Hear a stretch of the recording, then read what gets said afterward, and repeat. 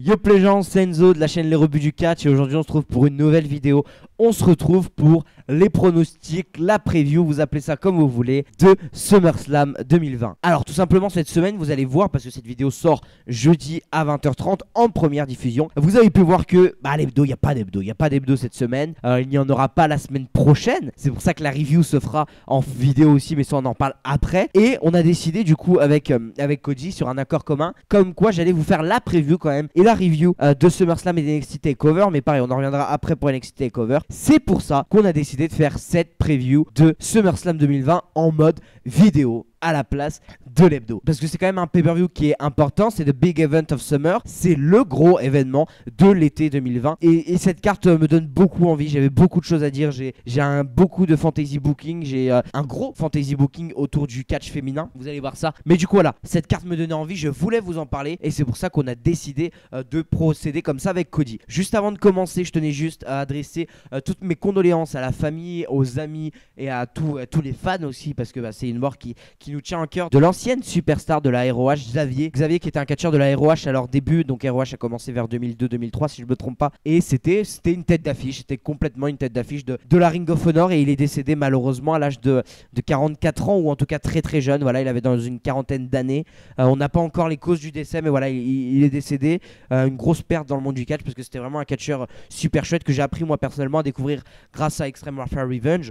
Donc je faisais la Ring of Honor, je débutais la Ring of Honor, j'essayais de monter la Ring of Honor au max dès 2002-2003, et Xavier faisait partie de la base de données bien sûr, et du coup moi, dit qu'il y a un catcheur sur WR et je vous invite à le faire, que vous connaissez pas et qui a des stats intéressants, n'hésitez pas à les découvrir. Moi j'ai découvert un super catcheur donc j'étais extrêmement fan et qui est malheureusement décédé, donc ça me touche énormément et je tenais à dédier cette émission. Vous pouvez retrouver demain à 18h la preview de NXT TakeOver 30 sur le même principe que cette preview. C'est la preview de NXT TakeOver 30, ça risque d'être super. Beaucoup de choses à dire sur ce NXT TakeOver 30. J'attends l'épisode de NXT mercredi, parce que là je vous enregistre ça lundi après-midi, donc je n'ai pas vu Raw, je n'ai pas vu SmackDown, c'est important de le préciser. Et pour NXT, j'attends l'épisode de NXT, parce qu'il y a le ladder match qui est en partie intéressant, où les candidats, les derniers participants seront désignés ce mercredi. Donc je pouvais pas me permettre de pronostiquer, de faire un pronostic aussi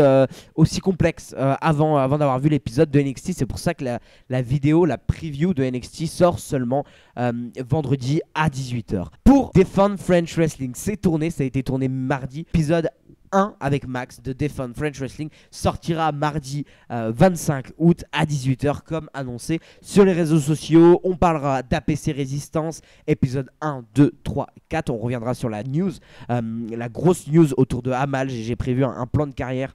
On va revenir sur sa carrière depuis le tryout WWE qu'elle avait vécu en Allemagne.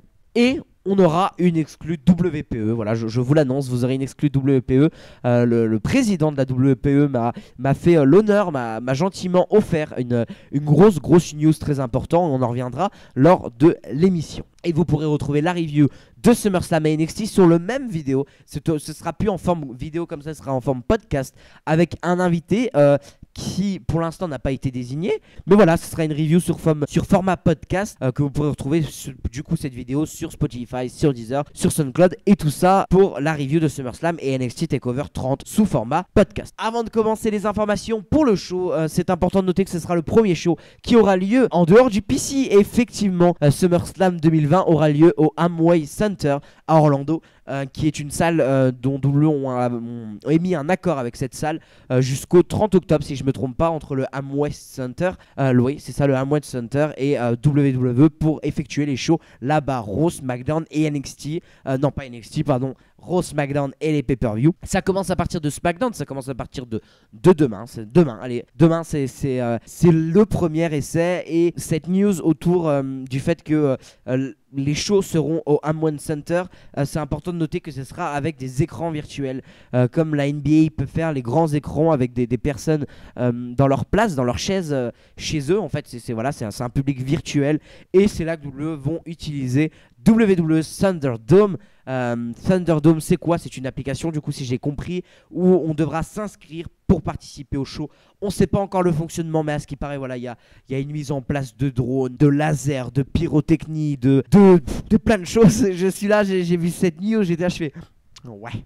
On va voir ce que donne Thunderdome et du coup tout commencera à partir de SmackDown. Donc voilà, et il a fait notable l'événement spécial d'où le Network Payback qui aura lieu le dimanche 30 août. On avait déjà eu des rumeurs, mais là c'est officiel. Payback aura lieu, la première défense de titre tag team sera faite lors de ce show. Pas la première, mais le premier match annoncé est la défense du titre tag team de Bayley et Sasha Banks. On commence direct avec le show après 6 minutes, 7 minutes de vidéo, hein. Enzo, il faudra faire plus court la prochaine fois pour NXT TakeOver. On commence avec le pré-show et pour le pré-show, j'ai prévu 2 matchs que j'ai moi-même fantasy booking. C'est du fantasy booking. J'ai décidé de mettre ces 2 matchs. Le premier match que j'ai décidé de mettre en pré-show, c'est Naomi qui fera face à Lacey Evans. Donc c'est du fantasy booking, mais c'est ce que je pense qui va être annoncé. Naomi fera face à Lacey Evans avec toute la rivalité qu'ils ont autour parce que Lacey Evans est redevenue heel après le karaoké. Ça date quand même du karaoké cette merde. Ça m'intéresse zéro. Naomi Lacey Evans, c'est inintéressant, le programme est inintéressant, mais je sais que le programme dure, le programme est toujours d'actualité, on l'a encore vu dans la Battle Royale, c'est sûrement pour mettre en place cette rivalité et ce match, c'est pour ça que je l'ai mis en pré-show. Le deuxième match de pré-show, c'est aussi du SmackDown parce que le deuxième match du pré-show, c'est un tag team match pour SmackDown. Et c'est pas les titres parce que moi je mets pas les titres en pré-show. C'est un match pour désigner quelle est la meilleure équipe qui fait les meilleurs moonsaults. Non, bien sûr, je rigole. C'est Heavy Machinery qui affrontera Miz and Morrison. On a déjà vu du coup Miz and Morrison être du côté de Sonya Deville, Otis et Tucker être du côté de Mandy Rose. Et c'est pour ça que j'ai décidé qu'il y aurait un petit affrontement entre les deux. Un petit affrontement qui risque d'être bien parce que Tucker et Otis, on l'oublie trop souvent, mais c'est des super catcheurs. Coucou Tucker, tu sais que je peux pas parler de SummerSlam sans parler de Tucker. Je suis obligé. Tucker, c'est trop bien. Tucker, c'est vraiment super cool. Et du coup, c'est là il affrontait. Là, je veux qu'il affronte Miz and Morrison et j'espère. Et si ce match a lieu, je mise sur une victoire de Heavy Machinery. Pour revenir tout vite, Naomi, Lacey Evans, je mise une victoire de Naomi parce que j'adore Naomi. Mais voilà, Heavy Machinery, Miz Morrison, je vise une victoire de Heavy Machinery pour correspondre avec la victoire de Mandy Rose au-dessus de la carte. On en reparle juste après. Et on passe au show principal. Il y a quelques fantasy booking encore. Il y a un match fantasy booking seulement dans la carte principale. Autrement, c'est que des matchs annoncés. Je l'ai mis la carte comme je pense qu'elle y sera, ou en tout cas ce que j'aurais préféré de comment elle soit. Le premier match est un match pour le titre tag team de SmackDown. Comment mieux commencer un show qu'avec du Cesaro, du Nakamura, du Lince Dorado et du grain métallique. Bon, je pense qu'il n'y a pas d'autre meilleure réponse que ce match pour commencer ce show. C'est un match qui risque d'être super cool. Alors pareil, non, c'est du fantasy booking. Du coup, ce n'est pas le seul match, j'ai oublié de le préciser, mais c'est du fantasy booking aussi ce match. Donc il y en a 2 du coup du fantasy booking dans cette carte. Ce match n'est pas encore été annoncé, mais on s'en doute que ça devrait être normalement officiel dans les jours qui viennent, même avant SmackDown, je pense. Cesaro et Shinsuke Nakamura sont actuellement les champions. Ils n'ont pas vraiment de programme vraiment travaillé, à part avec Lince Dorado et grain métallique. Moi, j'ai popé comme un dingue à SmackDown quand j'ai vu le retour de Kalisto. J'étais tout content. Et moi, Lince Dorado et grain métallique sont 2 catcheurs que j'apprécie énormément, voire beaucoup. Et ça me fait énormément de plaisir de les voir face à Cesaro, face à Nakamura. C'est 4 catcheurs qui se connaissent parce que Cesaro a beaucoup affronté Lince Dorado à la Chikara. Ils ont déjà eu beaucoup de matchs, donc les deux se connaissent. Nakamura connaît assez bien grain métallique qui est Mascara Dorada, c'est ça. Donc ils se sont affrontés, je crois, à la CMLL, pareil dans des tag team matchs ou même dans des matchs solo. Ça, je suis pas sûr. Je crois que j'avais vérifié que j'avais pas trouvé spécialement de match en solo entre Mascara Dorada et Shinsuke Nakamura, mais c'est sûr ils ont fait des matchs en tag. Voilà, c'est des mecs qui se sont côtoyés, que ce soit du côté de la NJPW où grain métallique a aussi fait ses preuves dans la division junior, ou du côté de la CMLL quand Nakamura était faire son excursion. Voilà, ces 4 mecs qui se connaissent, ils sont là et ça risque d'être trop bien. Ça risque d'être super bien in ring. Je pense qu'on peut commencer un show avec un bon 4 étoiles sans problème. Je pense que ça peut être vraiment très bien. C'est un affrontement que je suis pressé de voir pour les titres. Et ça va redonner un peu d'intérêt au titre tag dans le sens in-ring, ça va être bien. In-ring, ça va être vraiment bien. Ils ont réussi à trouver des challengers alors qu'il n'y en avait pas. Et ça, c'est bravo WWE. On passe au prochain match. Et là, c'est assez tôt pour ce match, mais je veux ce match. On continue avec un autre 4 étoiles, un autre super match. Asuka fait face à Sasha Banks. Sasha Banks qui remet son titre d'Euro en jeu et malheureusement qui le perd. Parce que ça va dans le fantasy booking. J'ai rien d'autre à dire que le match va être super bon. Je pense que ça va être le match le plus clean des matchs qu'ils ont eu. Je pense aussi que ça va être le dernier match entre les deux. Je pense que Asuka va partir du côté de Raw pour partir sur une rivalité avec Shayna Baszler, je pense. Pour revenir juste avant, juste que j'oublie à chaque fois, le pronostic pronostic, c'est toujours la première personne que je mets quand je vous cite le match. Par exemple, pour Cesaro et Shinsuke Nakamura contre Lucha House Party, c'est Cesaro et Nakamura parce que je les ai cités en premier. C'est juste pour vous dire si des fois j'oublie, parce que là j'oublie. Donc voilà, pour revenir à Asuka Sasha Banks, c'est un match que j'attends énormément. Parce que dans l'idée, ça va être très très bon. Dans le in-ring, ça va être très très bon. Dans l'histoire racontée, ça peut être aussi très très bon. Je mets ce premier match. Pourquoi je mets Sasha Banks en tant que premier match? Parce qu'on a vu que Bayley et Sasha Banks commençaient déjà un peu à s'engueuler sur le fait de qui aura son premier match. Parce que logiquement, le deuxième match de la soirée, le deuxième match d'Asuka dans la soirée sera le match où elle le perdra. Logiquement, parce qu'elle sera fatiguée d'avant. C'est pour ça que le premier match, c'est un peu place du mort. Parce que Asuka peut prendre le titre à n'importe quel moment. C'est pour ça que j'ai décidé de la mettre contre Sasha Banks. Pour que Sasha Banks perde son titre. Sasha Banks qui est de base une superstar de SmackDown. On passe au troisième match. Là, c'est un match de transition entre les deux matchs féminins. C'est le match pour le titre US, le nouveau titre US, détenu actuellement par Apollo Crews, qui le défendra contre MVP. Je vois une victoire de Apollo Crews dans un match qui risque d'être très bien. J'espère peut-être mieux que celui de Raw qui était pas incroyable, mais je pense que c'est une bonne transition. Je pense que ce sera un très très bon match de transition pour faire la transition entre le Raw Women's et les SmackDown Women's. Il risque de remuer beaucoup de choses. C'est pour ça qu'on va direct passer au SmackDown Women's Championship match. Et c'est Bayley qui affronte Asuka. Et c'est Bayley qui garde le titre. Bayley garde le titre. Elle garde le titre parce que elle a su profiter de la situation. Elle a su profiter de Sasha Banks. Sasha Banks qui a du coup perdu son titre. Elle, un peu comme si Sasha Banks était donnée à Asuka pour vraiment la ralentir, l'essouffler. Et que Bayley reste championne de SmackDown qui est de base son territoire. Au début, j'étais très mitigé pour la victoire de Asuka. Mais en tout cas, la présence de Asuka dans deux matchs. Sa victoire à la Battle Royale m'a beaucoup dérangé parce que c'était une Battle Royale interround. Je me suis fait peut-être l'occasion de mettre une Shotzi Blackheart, une Tegan Nox, une Rhea Ripley en avant. Malheureusement, c'est pas été le projet et je pense que le projet là est plus intéressant. Donc voilà, comme je vous ai dit, Asuka gagnerait le titre de Raw. Irait dans le match pour le titre de SmackDown sans réelle motivation parce que bon, si elle peut gagner 2 titres, elle gagnera 2 titres, mais elle en a déjà un et elle sera fatiguée, elle sera sûrement blessée par des techniques de triche de Banks et Bayley qui viendront là, qui l'ont affaibli avant le match, pendant le match, pardon, Sasha Banks. Et c'est là que tout se joue. Bayley garde son titre, Sasha Banks n'a plus son titre. Sasha Banks s'énerve un peu. Sasha Banks s'énerve beaucoup même face à Bayley après le match. En mode un peu jalouse, elle regarde le titre, elle regarde Bayley, elle se casse. Banks se casse et on sait dorénavant qu'à Payback, Banks et Bayley vont devoir défendre leur titre, vont devoir défendre le titre tag team des Women's. Je pense que ça va jouer du coup entre The Iconic et Ruby Riott et Liv Morgan. Une des deux teams je pense que les deux teams vont s'affronter à Raw et là les gagnantes de ce tag team match ira face à Bayley et Sasha Banks. Et je pense que Sasha Banks trahira Bayley lors de ce match à Payback. Je m'explique. Sasha Banks sera frustrée d'avoir été le premier match de Asuka à SummerSlam. C'est à cause de Bayley. Techniquement, si elle perd son titre, c'est à cause de Bayley. Parce que c'est Bayley qui lui a donné cette place en premier match, en premier match de Asuka à SummerSlam. C'est aussi Bayley qui a perdu contre Asuka, qui fait que Asuka a eu un match contre Sasha Banks. On le rappelle que c'est super intelligent pour le coup et c'est là que j'adore cette rivalité. C'est que Asuka a battu Bayley pour devenir challengeuse numéro 1 au titre de Banks. Logique, on est sur de la logique. On rappelle aussi que c'est Bayley qui a fait gagner le titre à Sasha Banks contre Asuka. Donc il y a beaucoup de logique là-dedans, dans l'idée où c'est peut-être c'est le moment où Sasha Banks aura une justification pour se rebeller. Il y aura la justification pour se rebeller, c'est en mode à cause de toi j'ai perdu mon titre d'Euro quoi. J'avais enfin un titre d'Euro et je l'ai gardé longtemps parce que Sasha Banks c'est rare qu'elle garde ses titres longtemps. Enfin je l'ai gagné. Il me passe sous la main. C'est quand même con.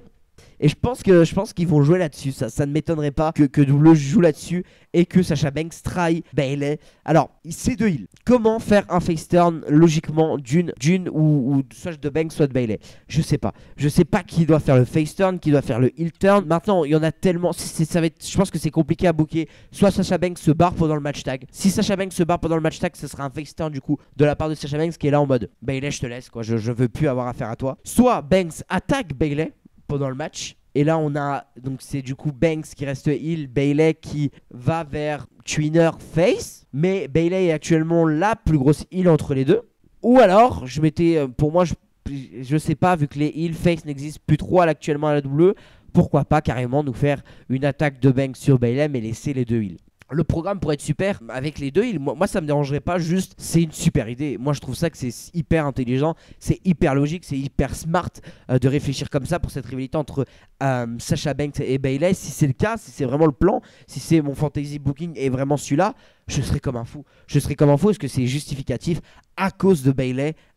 Sasha Banks perd son titre 2 fois à cause de Bayley, parce que Bayley lui a laissé la place de premier match d'Asuka et parce que Bayley a perdu contre Asuka à Raw. Logique. Et Asuka qui se retrouve face à Bayley me dérange pas énormément, sachant qu'Asuka a battu Bayley à Raw. Ça semble plutôt logique et la Battle Royale était plutôt chouette. La Battle Royale était vraiment très très bien bookée. Surtout la finale entre Baszler et Asuka était vraiment chouette. On passe au prochain match après cette magnifique fantasy booking. Et le 5e match, c'est le Raw Tag Team Championship match. C'est Angel Garza et Andrade Cien Almas qui font face au Street Profit pour les titres. Alors, vous vous en doutez, comme je l'ai dit, c'est le premier nom que je cite qui, pour moi, gagnera le match. C'est Angel Garza et Andrade Cien Almas qui gagneront le match. Pour une seule et bonne raison, c'est le programme de base de WrestleMania. C'est exactement le match tag qu'on devait avoir à WrestleMania et qu'on n'a pas eu. Je sais pas si vous en rappelez, quand même, Street Profits sont champions depuis Elimination Chamber. Quand même, c'est très longtemps. Ça devient chiant. Ça devient un peu chiant parce que Street Profit, désolé, mais ça ne m'intéresse plus. Et là, ils se retrouvent. Ils ont réussi à reconstruire le programme entre Angel Garza, Andrade et les Street Profits. Ils ont réussi à reconstruire un truc plutôt honnête. Ça va, c'est plutôt chouette. Et il y a des rumeurs qui annoncent Angel Garza comme futur coup de cœur, en tout cas coup de cœur de Vince McMahon, actuel coup de cœur de Vince McMahon.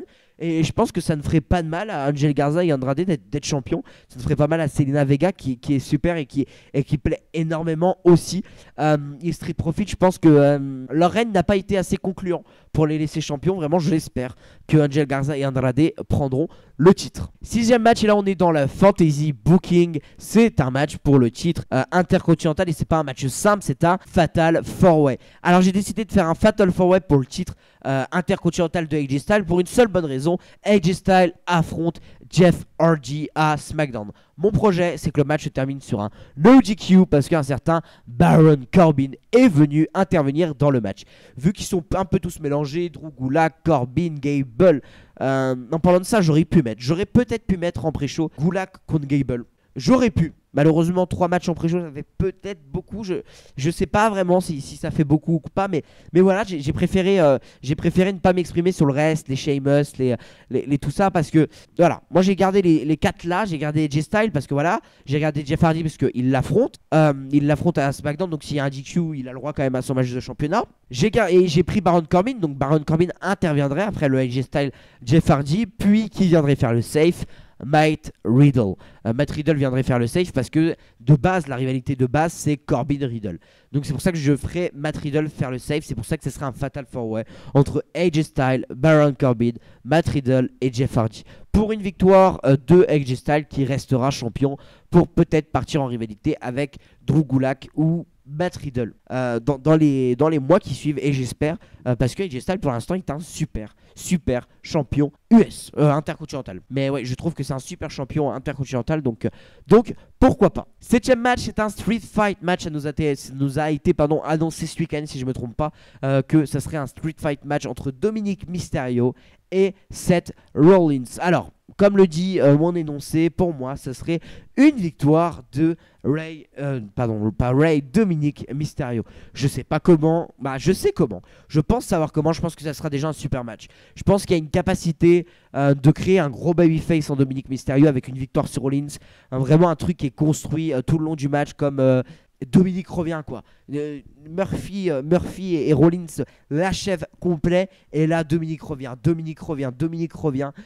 Vraiment un gros truc de babyface, un gros engouement, une grosse star power du côté de Dominic Mysterio. Je pense qu'il y a vraiment quelque chose. Ils ont réussi à créer un engouement autour de lui. Voilà, vraiment un bon babyface autour de lui avec ce segment à Raw qui est juste incroyable où Rollins détruit l'ami Dominic. Et je pense sincèrement que ce sera une victoire de Dominic avec l'aide de quelqu'un parce qu'il faut toujours de l'aide, il faut toujours de l'overbooking, avec l'aide de Samoa Joe qui fera son retour in ring. Oui, pour moi, la prochaine rivalité de Rollins après Dominic, c'est totalement Samoa Joe. C'est totalement Samoa Joe au vu de la promo, au vu de cette tentation qu'a Joe d'attaquer tout le temps Rollins. Je pense sincèrement que il arrivera à gagner. Dominic Mysterio arrivera à gagner grâce à l'aide de Samoa Joe pour partir ensuite sur une rivalité Samoa Joe, Seth Rollins. On passe au 8e match et c'est le Universal Champion. C'est The Fiend qui affrontera le champion universel Braun Strowman. Comment vous dire que c'est RAS complet? Je ne comprends pas la rivalité, j'aime pas la rivalité. Je trouve Fiend nul à chier. Sincèrement, je trouve Fiend nul à chier depuis quelques mois, depuis sa défaite. Je pense que c'était déjà très compliqué. Fiend, c'est pas quelque chose que tout le monde aime, c'était déjà assez compliqué, mais là c'est encore pire. Là, on est sur un programme qui est pas intéressant avec Strowman, un programme où Alexa Bliss est mis. On a l'impression que c'est un porno asiate des années 80. Sincèrement, je fais que de la sortir cette phrase, mais c'est vrai. On dirait un porno asiate des années 80, quoi, entre Bliss, Strowman et Wyatt qui est un peu la créature des hentai, un truc. C'est très glauque, c'est pas bien. Strowman maintenant a des pouvoirs magiques. Alors Finn en avait déjà, il n'y avait aucune explication. Là, Strowman en a et il n'y en a toujours aucune des explications. Bliss se retrouve au milieu des deux. Bliss, à un bout d'un moment, ne rentre pas avec Wyatt mais se retrouve sur le même ring après la pub. Bliss a l'air aussi d'avoir des super pouvoirs. C'est assez compliqué, c'est pas bien. C'est clairement pas bien et j'espère que ça va vite terminer. Finn prend le titre. Merci de Finn, domine sur SmackDown et Strowman, laisse-nous tranquille, tu n'es pas bon et pas bien. On passe au 9e match et pourquoi je l'ai mis aussi haut ce match? Vous allez dire il en reste plus qu'un à part le main event, c'est le R versus R match. Mandy Rose versus Sonya Deville. Moi c'est un match que j'attends énormément, moi cette affiche R versus R m'intéresse énormément, m'intrigue énormément. Mandy Rose quand je la vois arriver avec sa coupe là, son physique, moi c'est assez marrant parce que Mandy Rose je peux vite la comparer très simplement et très vite à Trish Stratus. Dans le sens où Trish Stratus était arrivée un peu comme une diva, elle était là pour être belle, montrer qu'elle est belle, montrer qu'elle est jolie. Et elle s'est très vite transformée en une catcheuse athlétique, une super catcheuse. Et Mandy Rose j'ai un peu l'impression de voir ça, un peu comme si Mandy Rose était là avant tout pour son physique, avant tout pour ses avantages, ses attributs, et qui est très vite devenue une très très bonne catcheuse, une catcheuse intéressante, vraiment une très très bonne catcheuse qui en plus... Ouais, Mandy Rose me fait penser à Trish Stratus. Ouais, non, Mandy Rose, il y a un peu ce facteur... il y a un peu ce facteur Trish Stratus totalement. Il y a même ce facteur totalement Trish Stratus qui au début est là plus pour un physique et qui se transforme très rapidement en une superbe catcheuse. Non, Mandy Rose, moi, c'est un 8 total. Et je parlerai pas de Sonya Deville, qui est encore plus incroyable. En tout cas, pareil, je lui envoie tout mon soutien à Sonya Deville. Après ce qui lui est arrivé, la personne qui s'est introduite chez elle dans le but de la kidnapper, qui a été attrapée, heureusement, avant qu'un drame se passe. Mais tous mes soutiens vont à Sonya Deville qui se monte par en couille. C'est incroyable. Sonya Deville, que dire, elle est devenue le personnage le plus badass de SmackDown. Elle est devenue le personnage le plus badass de SmackDown en 2 mois. Non, Sonya Deville est super, elle a une super delivery, elle est super bonne au micro, c'est une superbe catcheuse. Elle est aussi très jolie, alors très jolie dans le sens, pas physique, mais dans le sens, elle est agréable à regarder. Comment je peux formuler ça sans paraître pervers alors que c'est pas du tout le but. Elle a un super outfit, elle a cette carrure, de combattante MMA de heel. C'est plus le physique combatif, le physique de combattante qui m'intéresse sur Sonya Deville. Ça lui donne quelque chose. Elle a cette gueule de meuf qui est là pour fight. Elle a cette gueule. Non, elle a vraiment cette gueule de heel qui lui va parfaitement. Et non, Sonya Deville, j'en ai peur. Sonya Deville me ferait peur dans la rue, par exemple. C'est vraiment une meuf qui voilà, elle joue son rôle de heel parfaitement. Et Sonya Deville en chauve, ça serait trop bien. Je me demande encore si le R versus R va être soit une coupe très courte, comme moi, par exemple, ou alors car complètement chauve. Si c'est une coupe très courte comme moi, ça sera Sonya Deville. Je vois très très bien Sonya Deville avec je sais pas pourquoi je vois Sonya Deville avec le crâne chauve. Me demandez pas pourquoi je vois Sonya Deville avec le crâne chauve. Peut-être que j'ai déjà vu une photo de Sonya Deville avec le crâne pas chauve mais de quelques millimètres quoi, quelques millimètres de cheveux. Alors que Mandy Rose, je la vois pas du tout. Mandy Rose, je la vois ni avec ma coupe, ni chauve complète. Alors que Sonya Deville, je la vois chauve, Non, Sonya Deville, ça passerait hyper bien. Donc je pense que ce sera une victoire de Mandy Rose pour être plus, pour acquérir son rôle de futur top star de SmackDown. Parce que sincèrement, Mandy Rose, c'est une future top star de SmackDown. Je vous l'assure, Mandy Rose est incroyable. Voilà, moi, là, ici, on a 2 des prochaines grandes catcheuses de cette ère des catcheuses. Sincèrement, de la Women's Revolution, je pense que ces 2-là vont très vite s'imposer comme comme des catcheuses qui méritent totalement d'être là. Mandy Rose et Sonya Deville, c'est pour ça que je le mets aussi haut dans la carte. Comme ça aussi, on fait une transition entre les deux championnats et ça peut être super bien. Cette stipulation et ce match m'intrigue extrêmement et m'intrigue énormément. DJ match et le main event, c'est Drew McIntyre qui remet en jeu son titre contre Randy Orton. C'est simple, McIntyre doit gagner. McIntyre a eu des challengers mais n'a pas eu ce challenger, à part Rollins on va dire. Ce challenger crédible où tu te dis, ok, le mec bat un main eventer. Le mec est là, il bat un main eventer, il bat quelqu'un de haut. Il est legit à être champion. Il a pas eu ce truc parce que Bobby Lashley, pour moi, il est arrivé depuis la mid-card. Dolph Ziggler est aussi arrivé depuis la mid-card parce que, encore pire, pour moi, Ziggler, c'est complètement un jobber de luxe. Donc, il a pas eu cette grosse star à affronter, à part, donc, il a eu Lesnar, bien sûr, pour le remporter ce titre et bien sûr Rollins. Mais à part ça, il a pas eu cette grosse star à affronter, cette grosse star à battre. Et je pense que Randy Orton doit être ce rôle, doit être cette personne qui doit renforcer encore plus Randy Orton, qui doit encore plus montrer qui est Randy Orton, qui est Drew McIntyre, pardon. Et je pense que Orton est le bon choix pour perdre contre Drew McIntyre. 100% McIntyre doit gagner. Et si Orton viendrait à gagner, si vraiment il viendra à gagner, Fantasy Booking, Charlotte vient faire un face-à-face après, à la fin du show. Voilà, c'est dit, Charlotte vient faire un face-à-face à Randy Orton si Randy Orton prend le titre. Mais il faut absolument que Drew McIntyre regagne le titre quand il y aura de la foule. Absolument. C'est pareil, c'est compliqué. Si Drew McIntyre perd le titre, ça fait un peu trop tôt. L'effet top star peut vite redescendre. Mais d'un côté, Orton est devenu un des MVP de l'année 2020 avec ce rôle de heel. Il a totalement profité du confinement. Il a totalement profité de cette épidémie pour se mettre encore plus en avant. C'est compliqué de profiter d'une épidémie, mais lui, il l'a fait. Il s'est mis en avant avec ce rôle de heel. Encore, quand il a attaqué Ric Flair, c'était super chouette. C'est pour ça que moi, je veux absolument un Randy Orton, Charlotte Flair.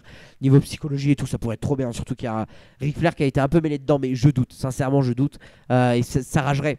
Moi, je serais très content parce que Charlotte, c'est Charlotte. Mais ça ragerait beaucoup. Non, je pense que le meilleur choix est de faire gagner McIntyre. McIntyre pour gagner à WrestleMania, pour gagner à SummerSlam, pour gagner à Survivor Series et pour gagner au Royal Rumble. Pour moi, il doit gagner les 4 Big Four et s'imposer en tant que champion pendant encore beaucoup de mois, parce que pour l'instant, Drew McIntyre ne me dérange pas du tout. Il est très très bien à sa place. Voilà pour la preview de SummerSlam 2020. Merci d'avoir suivi cette vidéo. Comme je vous l'ai dit, on se retrouve demain, vendredi, 18h pour la preview de NXT TakeOver. On se retrouve aussi la semaine prochaine en format audio, en format podcast pour la review de NXT TakeOver 30 et SummerSlam 2020, jeudi 20h30. J'espère que cette vidéo vous a plu. Je vous laisse donner votre avis en commentaire ou dans le chat. J'espère que vous avez donné votre avis dans le chat parce que c'est une première diffusion. Où vous pouvez aller voir les avis dans le chat aussi parce qu'il y avait cette première diffusion. Merci beaucoup. On se retrouve aussi mardi pour le fameux Defend French Wrestling épisode 1 avec Max, avec, comme je vous l'ai dit, une exclue sur WPE. Donc voilà, merci à vous d'avoir suivi cette vidéo. On se retrouve très bientôt et comme on dit chez nous, bonsaï, et surtout n'oubliez pas, soyez curieux. Allez, bye.